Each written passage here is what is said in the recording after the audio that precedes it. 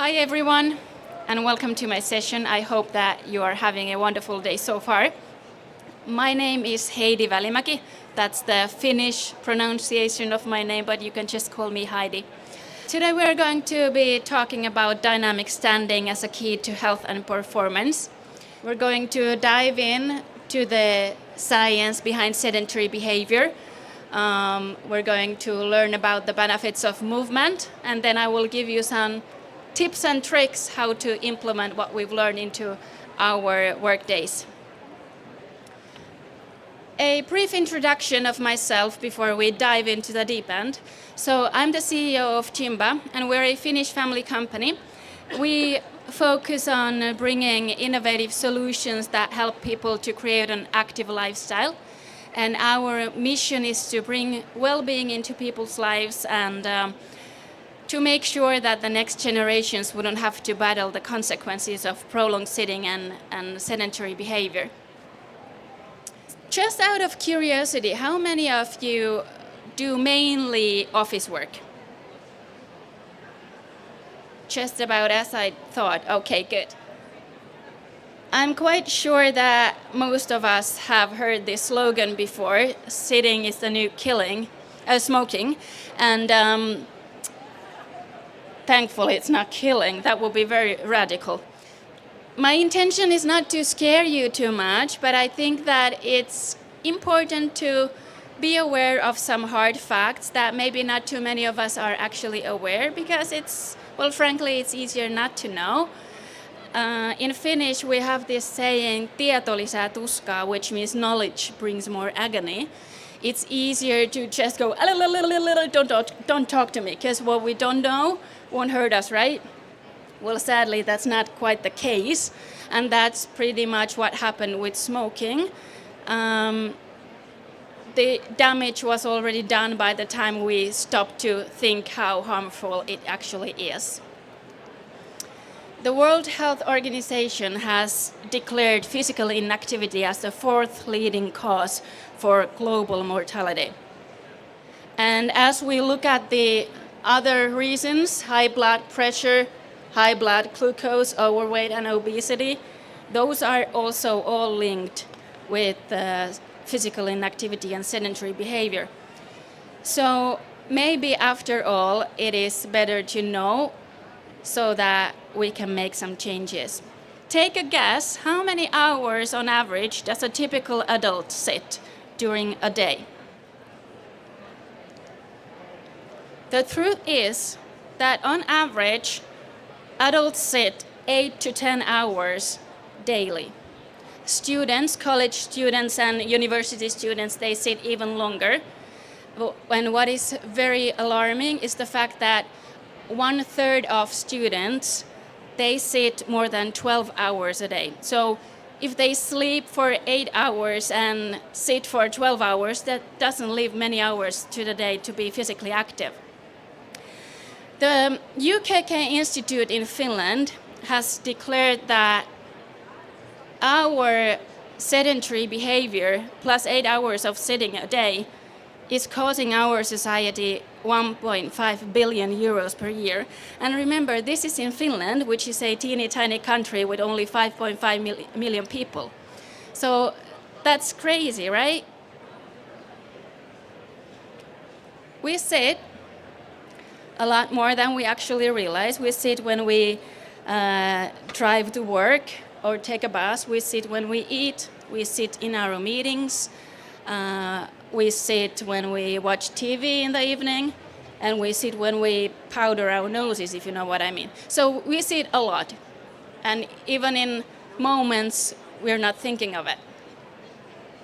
Prolonged sitting predicts musculoskeletal discomfort, metabolic syndrome, abnormal glucose metabolism, obesity, type 2 diabetes, high blood pressure, cardiovascular disease, higher risk for cancer, and all-cause mortality. Jeez. So can exercising save us? Well, it is not quite as simple as that. Even if you exercise on a daily basis, the physiological changes that happen in our body while we sit, they're still happening? Let me break it down for you. Sedentary behavior and physical inactivity, they're not the same thing. So physical inactivity is defined as not meeting the current guidelines for health enhancing physical activity. In plain English, not exercising enough. Whereas sedentary behavior is defined as any waking activity performed in sitting or lying position, expending very little energy. Therefore, physical activity can coexist with sedentary behavior. As soon as we sit down, all of our big muscles, our glutes, our thighs, core, calves, they sort of like go to sleep, and our metabolism reduces to the same level as when we are sleeping. And as we are comfortably resting our bottoms, our blood circulation drops, our metabolism drops, and our muscle strength decreases. Now, of course, we can do the counteract of exercising to battle the long-term effects of sedentary behavior. The key is to know what to do and when and how often. We'll come to that a bit later. In this study, people were divided in 3 groups based on how much of moderate intensity physical activity per day they do. And as you can see from the chart, that people who exercise more than an hour a day, their risk of mortality compared to the comparison group isn't really affected by all of the time they spend sitting. The people who are on the top right corner, they have 2 ways to decrease their risk of mortality. Or, well, not quite. The risk of mortality is 100% for all of us. I'm sorry if that came as a shock to you. But the relative risk of mortality decreases 35% if they add 30 minutes of exercising to the day, and 30% if they lessen the hours they sit. I don't know about you, but I run an international business. I travel a lot, and at home I have 2 beautiful daughters. So balancing business and family, I struggle to find any time of exercising, let alone an hour every single day. So reducing the time of sitting, it's quite an easy and simple solution. But just to point out, this is only about the mortality. If you want to prevent the metabolic or cardiovascular effects of sitting, you should get up every 20 or 30 minutes. So if you first sit for 8 hours straight and then you exercise for 30 minutes after work, it's not quite good enough. Okay, so now that we are all sort of like paralyzed with the dangers of sitting, what about standing? Can we just switch to standing? Standing desks do not reduce risk of stroke and heart failure. This was an article that was published here in UK some months ago. I promise we are not as doomed as it seems right now. Just bear with me a while longer while we are about to hit the rock bottom, and then we will climb our ways up as we find a solution. Let's talk about energy consumption. As you can see with sitting, pretty much nothing is happening. If we're chewing a gum, it increases a teeny tiny bit. Take a guess. By how many percent does the energy consumption increase when we stand compared to sitting? The truth is, the energy consumption increases only by 13%. It's about the same as active sitting, which means using a gym ball or a saddle chair or something like that. Slow walking increases it with 100%. And for all of my fellow lady friends, when you're having a bad hair day and trying to do your hair, frustrating, it's not working out as you wanted to, you can just basically call it exercising. I mean, it's tested, it says it right there.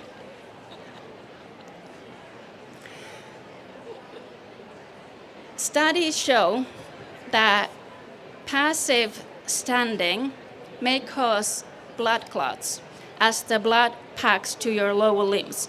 The problem is that when we're standing passively, we're standing like this, so there's no movement in our legs, no muscle activation. So of course the bloods and fluids, they start to pack up on your lower legs. Well, findings show that it's also linked with lower back pain. I'm quite sure that for that we wouldn't even need any findings. We can find the findings on ourselves. When we stand, it's very difficult trying to maintain your core. So quite quickly what happens is that you start to lean on one side, or you slouch and lean on your desk, or we lock our knees, causing the pelvis to tilt forward, causing pressure on the lower back. See what it says? Cognitive decline. Passive standing is also linked with cognitive decline if it's prolonged.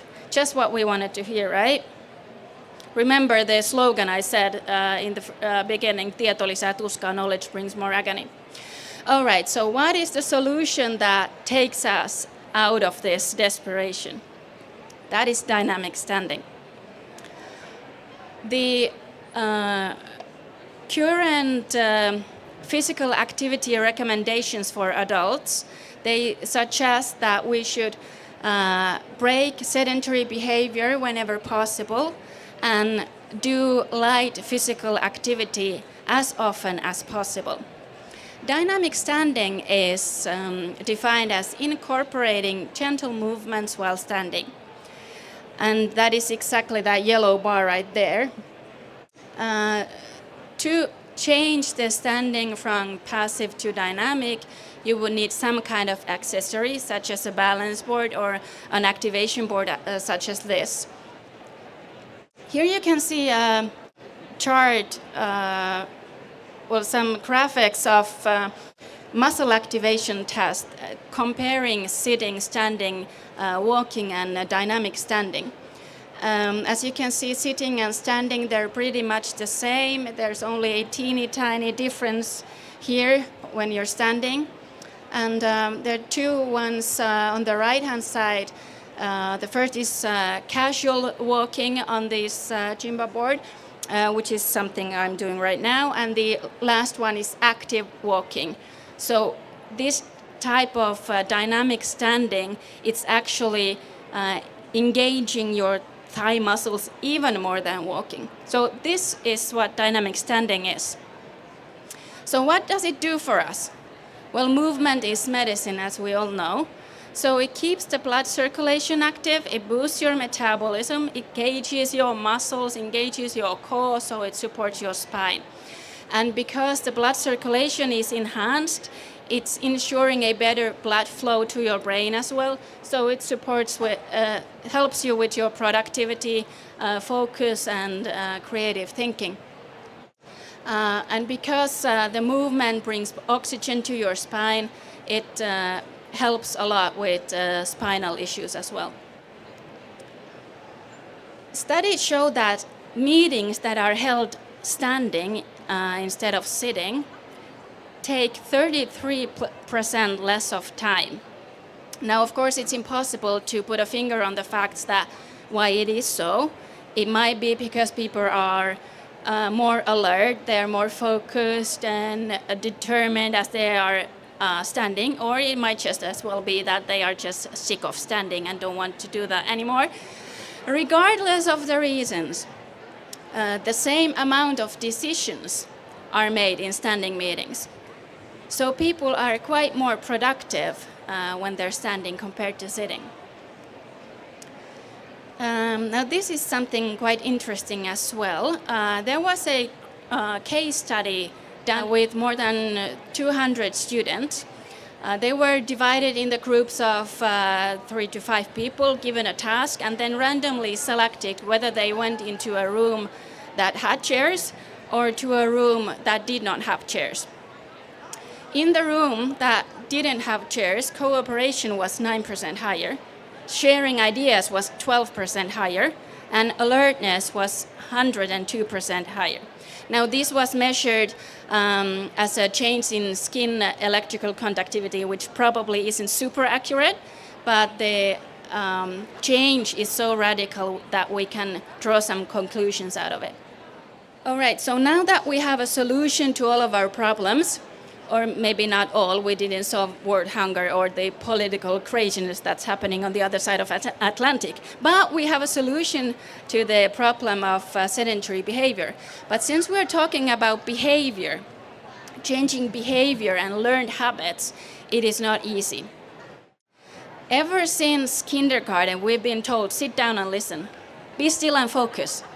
That's how we are wired. That's the habit that we've learned. So sitting is the norm, and doing anything else is breaking the norm. So we are the ones that have to make the change possible.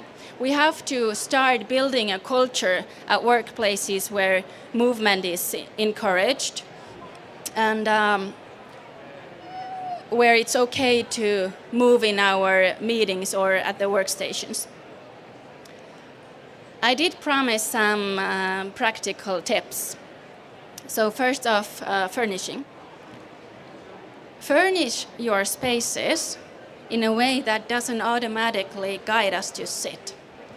Because as I mentioned, we are wired to sit. So if we enter a room that's full of chairs, we sit down without even thinking about it. It happens unconsciously. So we need something that provokes the idea that we can do something else than sitting. Now, this is a great example of a seminar I attended a while back in Finland. People entered the room from where the picture was taken. So immediately when they entered the room, they could see a choice. So they could decide for themselves whether they wanted to stand or sit. We'll have standing desks in office. That's an easy solution. However, my advice to you is not to get a standing desk if you're not getting some kind of accessory that changes the standing from passive to dynamic. Standing desks in Finland have been popular for about 15 years or something.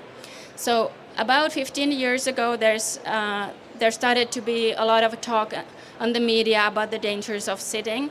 And that's when corporations started to think naturally that, okay, if sitting is bad, the standing is the solution. However, at that time, no one was talking about passive standing or dynamic standing. So too often, the investment was in vain, and people still continued to sit because passive standing doesn't feel good. So if you get a standing desk, get also an accessory for it. However, furnishing is only one side of it, so you don't have to start with getting every widget possible. Emphasize small and sustainable changes over perfection. Start building new habits. Start building the environment in workplaces where movement is encouraged. Some very simple practical tips. Have your water bottle somewhere else than at your desk. So whenever you have to take a sip, you have to get up from your chair. Have a printer across the room or totally different room. When you have something to say to your co-workers, go talk to them, move your legs to them instead of calling or typing a message or whatever. Take short walks. Engage your muscles. Now this is very important because if our muscles aren't engaged, our brain starts to just forget about them. Our brain thinks that, okay, we're not using that one, so just ignore it.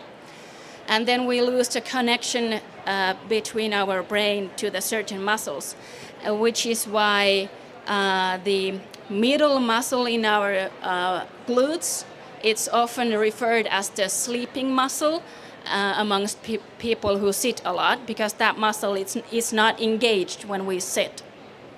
So do squats every now and then. Well, if you're having a video call and you disappear from the screen, you get them focused as well. Or do desk push-ups.